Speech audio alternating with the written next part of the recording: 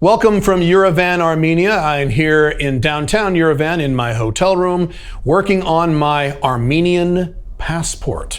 And in this video, I'm going to tell you exactly what I'm doing and exactly how you can do what I'm doing to get a second or third or fourth passport from one of my favorite countries in the whole world, the country of Armenia. I am Caleb Jones, and this is Sovereign CEO. I teach people just like you how to set up location-independent businesses, move to a less bad country, or at least set up an international backup plan, and do all these things for very little money, because it doesn't cost that much money. You'd be shocked at how cheap it can be. So I'm going to give you the overview here on how to get not only residency, but a passport, actual citizenship in Armenia. But if you want the full details on step-by-step instructions on how to get residency in Armenia, which is one of the easiest places in the world to get legal residency, although it costs a few $1,000s, I'll cover that in a second, you should go to getresidency.io. That is my course called Get Residency. And that course shows you exactly how to get residency, legal residency in the countries of Armenia, Panama, Paraguay, and Dubai, which is the United Arab Emirates. Strongly suggest you check that out.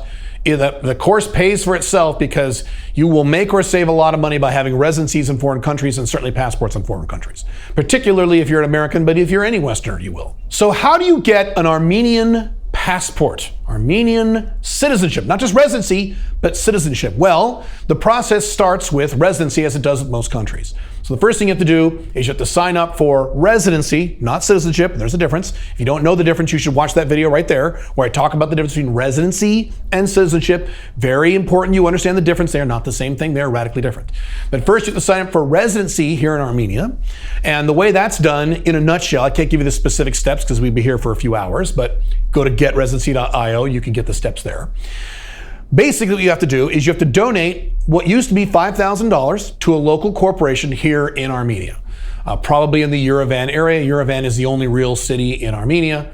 And so you donate that, you got to fill out some paperwork, and literally within 30 days, you have legal residency. It's awesome. Then that residency will last 1 year.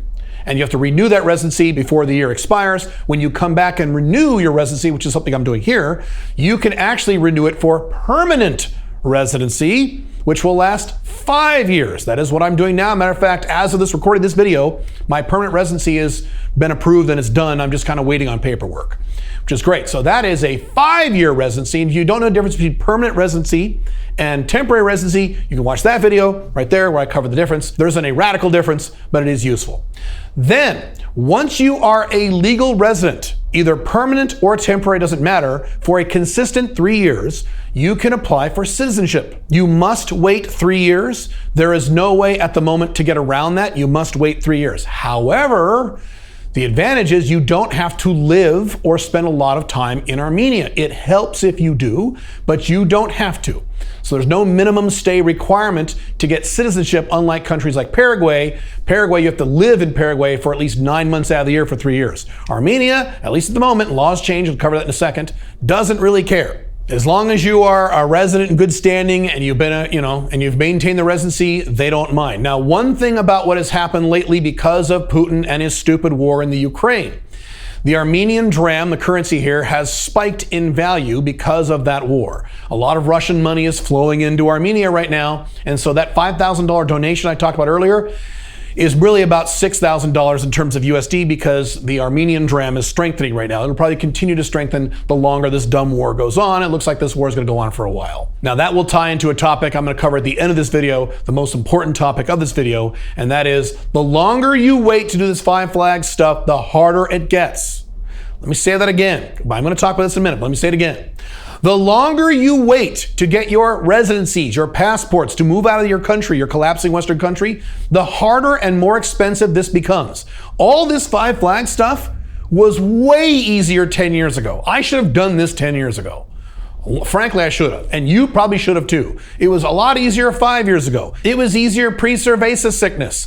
It was easier just a few years ago, and every year it gets more difficult. So the longer you wait, the more you screw yourself. So get on this stuff. By the way, if you like this content, there's something you should do. You should subscribe to this channel, click the notification bell, put a like on this video, and leave a comment on this video. Doesn't matter what you say. The more algorithm-friendly interactivity I get on this content, the more of this content I will produce for you for free. So once you have waited your 3 years, as a resident, you can apply for citizenship where they actually give you a passport. The process is a little complicated, but to summarize the process, what you have to do is, and this is new, so let me tell you what you used to have to do. You used to have to go in and fill out a little form with a translator helping you, and boom, you were a citizen. It wasn't guaranteed, but most likely you were a citizen. But it's gotten more difficult lately because of the war in Ukraine. Thanks, Putin. So now the requirement is you have to go in and do two things. Number one, you have to take a multiple choice test on the Armenian constitution that is in Armenian, and you don't get a translator. You have to read the Armenian. Number two, you have to fill out a form, and it's a generic form, your name, your birthday, your family name, things like that is completely in Armenian, and you have to fill it out in Armenian. Not Russian, not English, Armenian. So that means you have to know how to read and write Armenian. Now here's the good news. You don't have to know how to speak Armenian. And in terms of the Armenian written and spoken language, it is actually much easier to learn how to read and write Armenian than it is to speak it. In my last video on Armenia, I talked about how the Armenian alphabet to a Western looks like a bunch of U's. It's not that tough to figure out. And so what I'm going to do, I am 1 year into this process. I have 2 more years to go. So after September of 2024, when I come back here to apply for citizenship, 3 months before that, I'm going to hire a tutor and I'm going to learn how to read and write Armenian. And I should be able to pull it off within 3 months. I've heard of guys doing it much less time than that. I'm just going to give myself an extra buffer. So that way, if I understand the basics of reading and writing, I can take the Constitution test, and you only need at the moment to pass 50% of the questions. Okay, 50%. Then I will be able to fill out that form in Armenian, and it should be basic stuff like my name and the name of my dad and things like that, which are the first things you learn how to write when you learn a new language. Is it a pain in the ass? Yes, it's a pain in the ass. Could this change in 2 years? Is it possible that in a year they say, okay, now you have to learn Armenian? Yes, it's possible. It is. That's the problem when you approach getting passports by waiting X amount of time instead of just going to the Caribbean and buying a passport, which, by the way, I am also doing because I want multiple passports before I renounce my American citizenship. I can't wait. So that's just part of the game you have to play here, and that's just the way this goes. That's why if you really want multiple passports, you need to pursue more countries than you need passports. So I want 2 extra, in my case, I want 2 extra passports in addition to my American passport. So I'm applying for about 4 or 5 different passports. So that way if 2 or 3 don't work out, I'm still okay, I still get my 2. Cool? All right. Now here's the next tricky part. When you fill out these tests, even if you pass the test and do everything correctly, it is not a guarantee. I've talked to a lot of my attorneys here in Yerevan and attorneys abroad, and there have been times where you submit your paperwork and 3-4 months later they get a thing back saying your paperwork was denied, you can't be a citizen. And unfortunately in the country of Armenia, they don't tell you why. You have to actually go to court, file a court motion, and do it that way, and sometimes you win and sometimes you lose. It's not a guarantee. So that's the downside of this process. However, another change that may take place, which is both good and bad, and they're talking about this being an actual likely change in the next few months, is that when you apply for citizenship in Armenia, you will actually have to pay a fee, which is actually a donation, which is basically CBI, citizenship by investment, just like the Caribbean countries do. Now, the government of Armenia doesn't want to have that perception of Armenia like our passports are for sale. They don't want to have that perception, so it won't be nearly as much. But the good news for this is, provided the amount is within reason, and remember, a Caribbean passport, if you didn't know, starts at $100,000 plus $20,000 to $30,000 of legal fees. That's $130,000. If it is well under that number, the good news is if you pony up that figure and you pay it, it's guaranteed. So right now the process is you might get citizenship, you might not, whereas if the process becomes a payment, you make the payment, you wait a month or 2, boom, you're a citizen, guaranteed, you're done.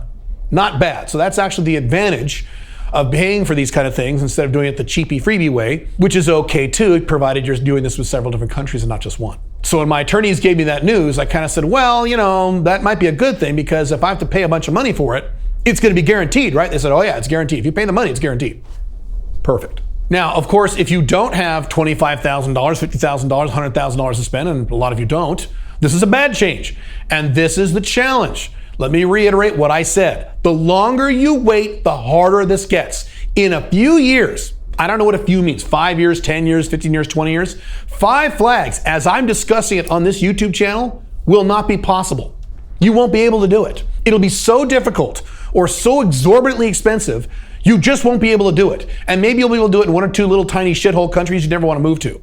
It will literally be functionally impossible unless you are wealthy. Which is why, as I talked about in this video here, the only types of people who will survive and or thrive in this coming dark age, which we have already entered into, are those who are either what? Hyper flexible or very wealthy. You have a net worth of more than $10 million. So if you plan on waiting many years to move out of your collapsing Western country when it gets worse, where right now it's okay, I hope you plan on being a high-end multi-millionaire, because you're going to need to be in order to afford this shit. It won't be an option anymore to do what I'm doing. Now, last thing on this, in terms of Armenian citizenship and Armenian residency, just to give you a little teaser, a service that we are working on here at Sovereign CEO is where we will charge our clients a fee, and you will fly to Armenia, meet me in Armenia, meet my attorneys in Armenia, and we will actually walk you through the process of getting citizenship. We'll show you around the city, we'll educate you on the region, we'll actually walk you, hold your hand and walk you through the process of actually getting full-on legal residency in Armenia. We're gonna start this first with Paraguay, a Paraguayan service on getting residency in Paraguay, and then if that works out, we'll do it for Armenia. So that is coming probably next year. Just give you a little teaser for that. That'll be very interesting, see if that's popular or not. But in the meantime, if you want more information on Armenia, which is one of my primary flags, one of my homes, one of the best countries in the world, in my opinion, you should watch this video right here, and I'll see you in that video. Bye.